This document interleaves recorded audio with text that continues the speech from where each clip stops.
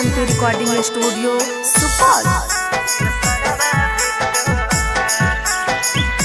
Music by Vikas Raja. अब परे गेलो सिंदूर दाना मारे किया काने छे हमर सोना मारे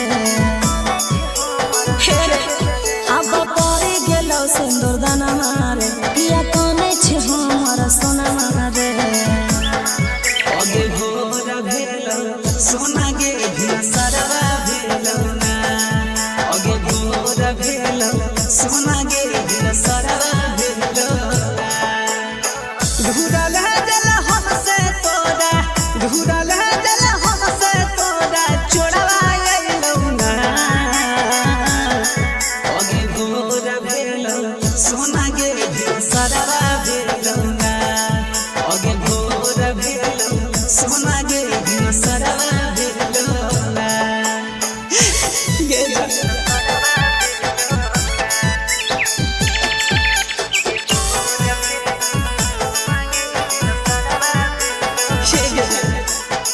सातो जन्म के वादा करके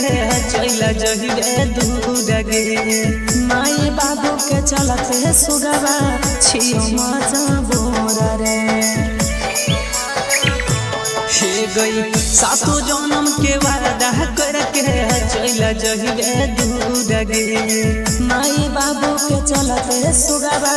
छियो मजा बोरा रे अब दोसर के घर होतो जाना रे करे आधी राती नहीं डरामा रे अगे भोर भेलो सोना गे सरवा भेलो ना अगे भोर भेलो सोना गे सरवा भेलो ना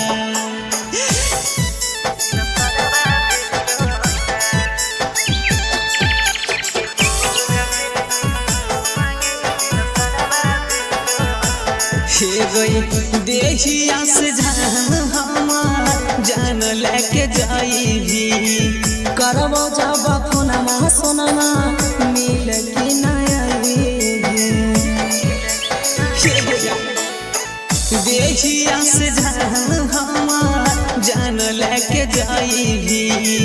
करबो जब फोनमा सोनमा